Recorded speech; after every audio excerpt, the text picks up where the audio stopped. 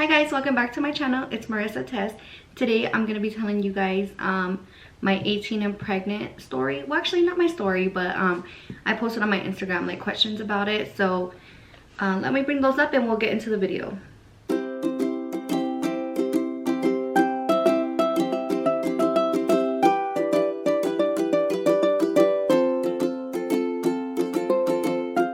Okay guys, so a lot of you might not know this, but my husband is not my first son's father. Well, he is now, but I was actually pregnant by my previous boyfriend before, so I got married and now my husband is the only father in my son's life. So my son is 8 years old now. He's gonna turn 9 in a few months. So yeah, the only father he's ever known is my husband. He's been in his life since he was 3 years old. So, and of course my son does know that he does have a different dad, and we're very open with him about that. We've talked to him about the situation, and whenever he has questions about it, we just answer as truthful as we can. So we do have plans to for my husband to adopt him, because again, he is the only dad he's ever known, and my son had actually asked my husband to adopt him. So we're in the works of getting that done. And also guys, like, I'm really nervous to talk about this because some people from my hometown, they do know my other baby daddy. I don't want to say his name, but yeah, don't show him this video guys, please. And yeah, so this is just like nerve-wracking for me because it was something that I was very young and I went through it on my, like, I went through it on my own alone. And now, like, as an older adult, more mature, it's just kind of like, I don't know, it's just kind of weird. So anyway, yeah, so I did get pregnant at 18 years old. I literally had just graduated high school. I was probably like, I knew I was pregnant 1 month after I graduated high school. So I definitely got pregnant like right after. It was like I got pregnant 2 weeks before my 18th birthday, so I was actually 17, but I didn't find out till 2 months later. So we'll get into that, but I can't breathe. I'm nervous. I'm really nervous right now. Okay, so my best friend asked, what was the hardest part about being a teen mom? To be honest, the hardest part about being a teen mom was, I would say, like, figuring out my next step, because I was straight out of high school. You know, I didn't plan on going to college. So now I was stuck with, how am I gonna raise a baby on my own? So that was kind of difficult for me to try to figure out, like, as a teenager, you know. Like, I mean, I wouldn't consider myself a teenager because at 18, I don't know, I just felt like once I finished high school, I was already doing things, like trying to get my life together and like taking on responsibilities. So also, you guys, if you know my dad, you knew that, like, when we were younger, he used to make us pay bills and stuff. So I was kind of always used to that. So yeah, it was just hard figuring out the next step. Like, what am I gonna do for my life that's gonna take care of me and a son, like my kid now? You know what I mean? And then she asked, what was your delivery experience like? So honestly, I was in labor all day and I didn't know I was in labor. Like, that's how stupid I was at that age. So it was just, okay, so here's what happened. I was already 9 months pregnant. I was towards the end. I went past my due date. And I remember I felt like water come out of me. So I thought my water had broke. And it was like, it was the morning. I thought my water had broke. No, it was morning. I thought my water broke. So I went to go take a shower, and you know, I told my parents, I was still living with my parents at the time. I told my parents and they were like, okay, let's go to the hospital. So we got ready, we went. Turns out it wasn't my water that broke. They have a test that they can do to see if it was your water breaking. They did the test and it was a no. They said it was my mucus plug. I don't know, it felt like a lot of water. So I'm still confused about that. Like, what was that then? It wasn't pee, like it wasn't. So okay, that happened that day. And then, so here's the thing, my first baby daddy, well, the dad, he actually, we were like on talking terms at that point. So he had went to the hospital to meet us there, and he wanted to be there, I guess, for labor and delivery. That's so funny, right? Like, you weren't there the whole pregnancy, but now you want to be there in the end. Like, ugh. Anyway, so it wasn't that. We went home, whatever. And then, I don't know if you guys remember, but in 2013, there was this big, like, windstorm and sandstorm. It was crazy. Like, they shut down the freeways, everything. So that was when that was going on that day. So it was kind of, it took forever to get home. And my parents only lived, like, 20 minutes from the hospital. But it still took forever. So, anyway, that rest of the day, I can't remember if that was morning or the next day. No, that it was the same day. So then later on, I would say probably when I came home, I started getting contractions. But I have like a high tolerance for pain. So they weren't really hurting that much. And it wasn't until, yeah, it wasn't until later. Like, I remember I was laying on the couch and I'm like, dude, what's going on? Like, why am I in pain? I remember saying that, like, it hurts. And I'm just on the couch, like, laying there, like, in pain, like, feeling like I'm dying. And nobody even asked me, like, if I was okay. Nobody said, hey, maybe we should go to the hospital. Like, I didn't even think that. So I was just like, whatever. So, yeah, I remember I was having contractions, like, every 10 minutes. And then they started getting closer every 7 minutes, every 5 minutes. And I literally fell asleep with contractions. And this was all day. So it wasn't until 10 o'clock at night. I kept waking up every 10 minutes, like, oh my God, I'm in pain. Like, my stomach was hurting. So every 10 minutes I kept waking up. And then finally, my whole water broke in the bed, like everything. And I was like, oh my God, I've been in labor all day. I didn't know. So I rushed to the hospital and my dad went with me. It was so awkward, you guys, because obviously if you're trying to have a baby, your dad shouldn't be there. So it was so awkward. My mom didn't go because she had just got off work and she was tired and they didn't think I was in labor. Nobody believed me. So, and then my baby daddy came and then my mom came and then, so anyway, I ended up having Marcos a few hours later. And yeah, it was the most beautiful experience. It did hurt. I was having back labor as well. So when I got the epidural, I could still feel the back labor. And I didn't know how to push. Like, I was pushing so wrong. Like, nobody told me you push with a contraction. And back then I didn't ask like any questions either. So it's kind of like my fault. I didn't know how to speak up for myself.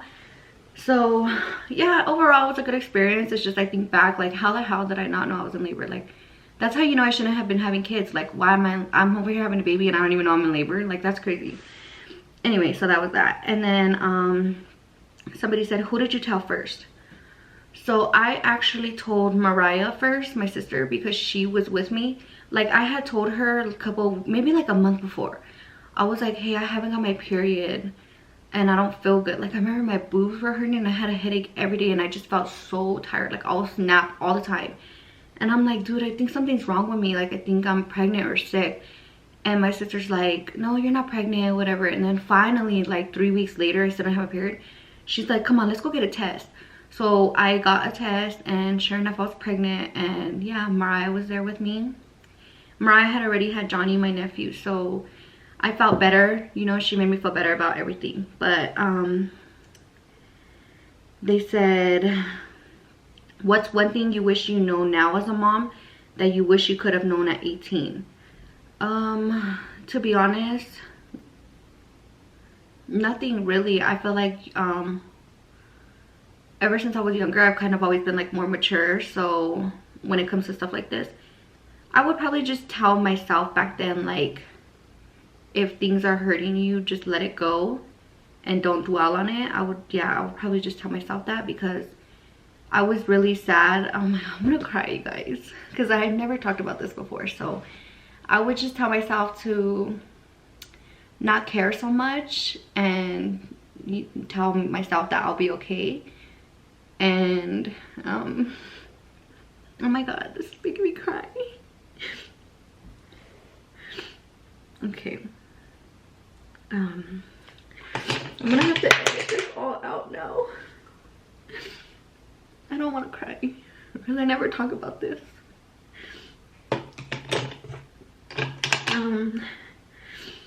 So my baby sister asked me if I was afraid.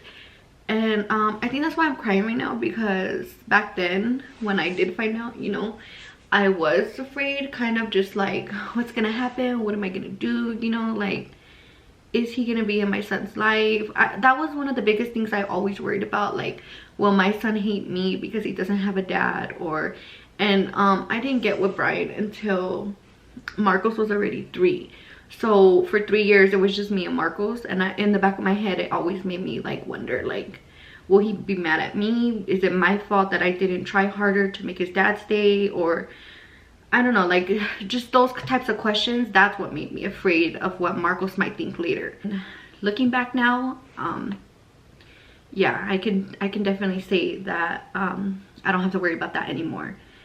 And my baby sister said, would you redo things different if you had a chance, or the same? Honestly, I would do things different. The only thing I would do different is have children with somebody that you know is gonna be there for you and the baby, and you know, love you guys no matter what, and you know, just make smarter decisions, because I did put myself in that situation. I knew what I was doing, and the only person I was hurting was myself and my son. So yeah, I would definitely do things different. I probably would have waited a little bit longer. And then they said, how did you find out? What were your emotions? So yeah, like I said, it's kind of my fault because I was on birth control for a while, and when I had got off, I thought like, okay, so somebody had told me that if you're on birth control and you go off, it's still gonna last you for a few months, right? So that's kind of what I was like using as birth control, like, oh, I just got off, I still have time. So we weren't being careful, and you know, we kind of knew at the end of the day what could happen. We weren't preventing it. So I wasn't really surprised when I found out, because I knew what we were doing. And I think I was in denial. That's why I waited to test for 2 months. I was just so scared, because I have always had a rocky relationship with my dad, and I was nervous to like thinking what he would do, like, will he kick me out, you know, stuff like that. And so that's what I was scared of, like, what am I gonna do if my dad kicks me out? That's what I was more scared of. And then did I ever think of abortion? I've never been, how can I say this, like, I don't want to offend anyone, but the way I feel is that I did it, you know. So now that this happened to me, I'm not gonna go and do that, because personally for me, I couldn't. Like, I'm not saying that other people can't, you know. I just personally couldn't go through with that. I don't think I could live with that. And to be honest, pregnancy didn't really scare me to the point where I felt like I had a choice to do that. Like, I didn't feel like I was pushed up against the wall and that was my only way out. I didn't feel like that. I was still happy at the same time, you know. So no, I never thought of abortion. And then my friend said, you're such a great mom. It was beautiful to watch you grow into the woman you are today. Oh my god. Don't make me cry. That's my best friend that said that, and she was actually there, Cynthia, when I had met Cynthia when I was 14. So we've been best friends ever since. Like, we would talk all the time. And when I got pregnant, so after I had Marcos, I really cut all my friends off, because I felt like I needed to find myself as a woman and a mother. And you know, back then I was kind of wild. I was partying a lot, and you know, I would drink and stuff, and I knew I needed to change. So I'm not saying that my friends influenced me, but I definitely wanted to just take the moment to myself and figure myself out, and you know, do what I gotta do. So I actually stopped talking to my friends for a long time. Like, I think me and Susie went 6 months without talking. And my friend Cynthia, like, she would always ask to hang out, and I would always just say no, like, I'm trying to figure myself out. And yeah, my friends really, you know, they understood what I was going through at the time, so they were really supportive of me. And yeah, if you guys knew me back then and you know me now, it's completely different. So I'm so thankful that she said that, because to me, as like a mother, it's one of the things that I'm really passionate about, you know. I always put my kids first. So like, if just hearing that makes me feel better, because I did go through a lot when I was younger and stuff. So yeah, that just makes me feel better. So that's pretty much my story of when I was pregnant and how it all went. And I mean, I didn't really give a story, I just kind of answered questions. But if you guys want a story, I could just tell you right now. So so I had a boyfriend when I was 17. Yeah, I met this guy when I was 17. or 16, like probably 16. And we oh my god, my neighbors. So what's it called, I remember I liked him because he looked like I don't know if you guys know who Lighter Shade of Brown is.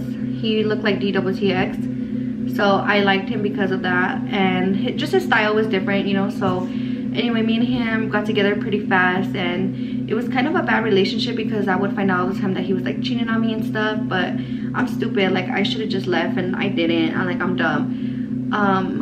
I won't say that I actually really ever loved him. I thought I did, but you know, I really didn't. I look back on it and like I barely even knew him, to be honest, and his family didn't like me. Okay, sorry guys, it's my neighbor. But yeah, what happened? What did I say? His family didn't like me. My dad hated him. My dad tried to fight him so many times. Yeah, he wasn't allowed to come over. So, and then I wasn't allowed over at his house sometimes. Like his grandma didn't really like me that much, but his sister, I was cool with his sister. But yeah, we were kind of like, everybody was like tripping on us, so we kind of had like a rocky relationship.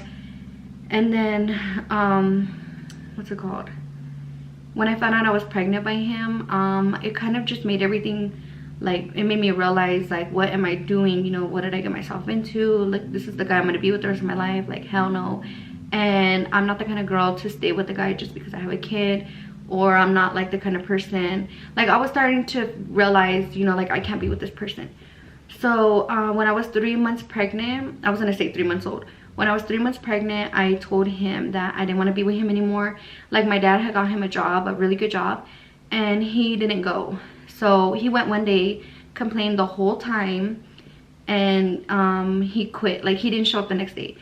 And to me, that was kind of like selfish, and it made me realize, you know, like you don't care. So that was a realization for me at that point, like, you know, I have to do this on my own. And also, I'm not saying he was a bad person. I'm not saying like, I don't know, I just knew I needed to do this on my own. And because I broke up with him, he took that as, okay, now I have no responsibility. I don't have to try to see him. I don't have to provide for him. So he took that upon himself. So there's been many times when I've asked him to give up his rights, and he won't do it. He's more mad that I'm remarried, that I married somebody else. He always like, whenever, so yeah, sorry, my camera shut off.